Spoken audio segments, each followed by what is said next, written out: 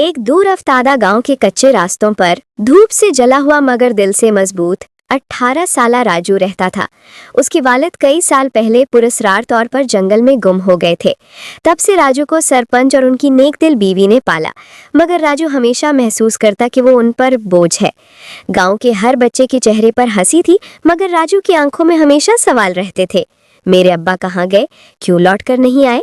एक शाम राजू जंगल के किनारे लकड़ियां चुन रहा था कि अचानक करीब की शाख पर बैठी कोयल बोली, राजू तुम अकेले नहीं हो।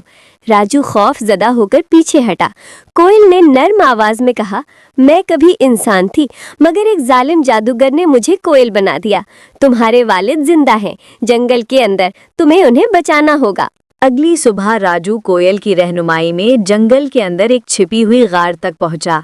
गार के दरवाजे पर अजीब निशान थे, जैसे किसी ने जादू से तराशे हों। अंदर कदम रखते ही ठंडी हवा और परियों जैसी रोशनी उसके इर्द गिर्द नाचने लगी। आखिरकार वो एक बड़े पत्थर के नीचे छुपा हुआ सोने का खजाना देखता है। कोयल कहती है, ये खजाना तुम्हारे वालिद तलाश कर रहे थे, मगर वो जादूगर का शिकार हो गए। राजू सरपंच के कहने पर खजाना बादशाह को देने चला जाता है। महल की दीवारें सोने से चमक रही थीं। बादशाह ने खजाना देखा तो उसकी आंखों में लालच की चमक भड़क उठी। ये खजाना मेरा है, तुम्हारा नहीं, बादशाह ने गुरूर से कहा। राजू ने समझाने की कोशिश की, मगर बादशाह सुनने को तैयार न था। उसी वक्त एक शख्स आगे बढ़ा, लंबा पतला, आंखों में मक्कार चमक, सायंत। सायंत राजू के करीब आकर कहता है, जंगल का खजाना बादशाह का हक है। अगर तुम आगे बढ़े तो तुम भी तुम्हारे वालिद की तरह गुम हो जाओगे। राजू का दिल धड़कने लगा, मगर उसने मजबूत लहजे में कहा, जो सच है वही कहूँगा। ये सुनकर सायंत गुस्से से थर्रा गया। वो दरअसल जादूगर का साथी था, जिसने जंगल पर लानत डाल रखी थी।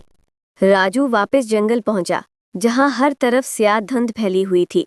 दरख्तों की टहनियां कांप रही थीं, जैसे जंगल चीख रहा हो।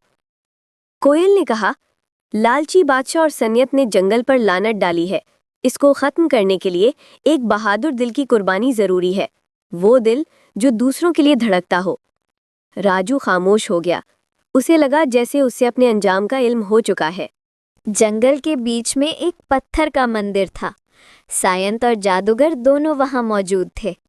जादूगर चीखा, जो भी हमें रोकेगा वही मर जाएगा। राजू ने आगे बढ़कर कहा, अगर मेरी कुर्बानी से जंगल बच सकता है तो मेरा खून हाजिर है।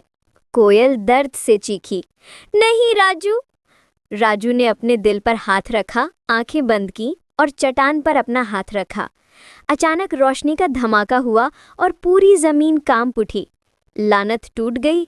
कोयल अपनी असल शक्ल, एक खूबसूरत लड़की में वापस आ गई, और जादूगर और सायंत चीखते हुए राख बन गए। रोशनी के थमने के बाद राजू बेहोश पड़ा था। कुछ देर बाद उसने आंखें खोली तो उसके सामने कोयल अब इंसान बनकर मुस्कुरा रही थी। तुम्हारे वालिद ने भी यही कुर्बानी देने की कोशिश की थी, मगर वो अधूरी थी। तुमने उसे मुकम्मल किया। तुमने उन्हें आज़ाद कर दिया। वो अब किसी और दुनिया में अमन से हैं। जंगल से लानत हट गई, दरख्त सरसब्ज हो गए, गांव में खुशी लौट आई। राजू एक हीरो बन गया, एक सच्चा बहादुर ईमानदार हीरो। कहानी सिखाती है कि बहादुरी, सच्चाई और कुर्बानी से कोई भी मुश्किल खत्म की जा सकती है।